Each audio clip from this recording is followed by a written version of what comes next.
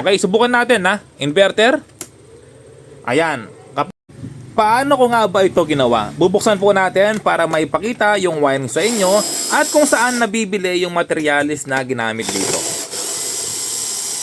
Okay, so kapag napanood mo na to, mabubuo mo na, or pwede ka na magamit ng rice cooker, washing machine, electric pan sa inyong bahay. Gamitin po ang init ng araw, no? Sayang. Okay, so bago yun, papakita ko muna kung saan nabibili yung mga gamit na ginamit dito. Ayan, so suggest kong battery. Ayan, no? So hindi po tayo nagpo-promote, hindi po ako pinagbebenta. Ayan, 12 volts, 100 Ah. Kung may budget ka, may pera ka, bili ka ng 200 Ah. Ibig sabihin po, bili ka ng dalawang 100, gawin mo siyang parallel para maging 12 volts, 200 Ah. Okay, tapos ito yung inverter, no? 1000 watts. Ayan, pure sine wave. Ayan, tapos ito yung ating mga panel box. Panel box, yung kaha niya. Tapos ito yung ating LE-Joy 600 watts na step down. Okay, so paano nga ba yung connection? Ganito lang po, no? Una, ito yung sa left, ito yung solar panel, ito yung right, ito yung sa battery. Okay, ito po ay pupunta sa circuit breaker para po dito. Naghahanap ako ng 20 ampere, wala akong mahanap, no? Kaya ginawa ko na lang ay 25 ampere DC. Okay, DC po yan. Ibig sabihin DC, direct current. Okay, so bali ito po yung kanyang kuryente, positive, negative, may nakalagay naman dito. Ayan, ito yung kanyang panel, no? PV, ibig sabihin panel yan, solar panel. Okay, so yan po ay dinugtungan ko ng number 8 na wire, mas makapal, walang problema. Okay, ito po ay nagpunta siya dito sa ilalim. Ayan, no? Ito yung kanyang positive, ito yung kanyang negative. Ayan po. Okay, nakadugtong lang siya. Pero ayan po yan, kung makikita po ninyo. Ito yan, positive, negative, no? Ito po yan sa solar panel. Tapos, ito yung sa ating output. Output po yan, no? Ito, or input sa kanyang solar panel. Sorry, input pala. Ayan, naglagay ako ng terminal block. Ito yung positive, ito yung negative. Para po yan sa solar panel. Okay, pwede nyong irekta dito, walang problema. Pero ako ginawa ko. Kasi kapag bibili ka ng ganito, may kasamang ganito, terminal block. Hinati ko lang siya, no? Hinati ko, ginawa kong dalawa.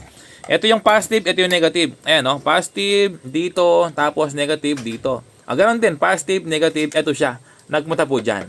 Okay, ito naman po, okay, bago yun, ito tinatawag na surge protection device. Okay, para iwas kidlat, iwas high voltage. Ito po ay nakarekta mismo sa kanyang solar panel. Ayan po, nakarekta sa kanyang solar panel. Okay, dito lang nakarekta yan. Doon. Ito po siya. Tapos, may isang wire dyan, diretso po sa lupa. Ayan, no? Ito siya, yung grounding. Na bakal, sa lupa. Ayan po. Okay, tapos, ito yung ating, pangalawa, ito yung ating battery. Ayan, 25 ampere. Ito yung positive, yung yellow, tapos negative black. Okay, sa battery po yan. Ito yung positive, negative. Ayan. So, bali, ito po yung ating positive, negative. Ito po ay diretso po yan sa battery. Okay, sa battery po, positive, negative. Ito yung positive, umikot po dito. Ito yung positive. Ito yung negative, umikot po dito. Ito yung negative. Okay, tapos, ito yung ating inverter. Inverter po kasi mataas ang ampere niya kasi umiinit, no, yung current. Mataas ang current ng inverter kaya ginawa kong 63. Ito po siya, positive, negative, diretso po yan sa inverter. Okay, tapos, ito naman yung output na 10 ampere. AC naman to, ha, AC. Okay, so bali ito po ay dumaan po dito. Yung taas niya, yung taas po niya ay galing sa inverter. Ito, may plug sa taas yan. O yung kanyang output, yung load niya, ito po siya. Okay, napakadali lang mga ka-repairman, no?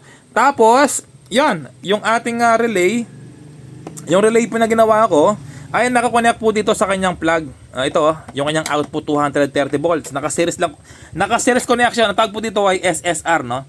Ayan, naka-series connection lang po dito. Ayan yung red, pinutol ko. Tapos, ayan, magkabila. Tapos, ito yung ating positive input. O, yung positive niya, negative, positive. At nagpunta po dito sa kanyang LVD, low voltage disconnection. Okay, kapag umabot ng 12.2 ay kusang mag-off na dito. Hindi na maglalabas ng output to. Okay, so para hindi masira yung battery, hindi ma-drain. Ito yung kanyang output, ha. Output po yan, nagpunta dito sa kanyang input. Okay, tapos ito naman po ay input. Para gumana yung LVD, ito siya. Nakarekta mismo sa kanyang battery po dito. Battery po ng inverter. Ito, positive, negative. Nakatap po dito yan. Okay, kapag binuhay yung inverter, abubuhay din yan. Okay, subukan natin, ha. Inverter. Ayan. Ayan, yung inverter buhay na, buhay din yung LVD.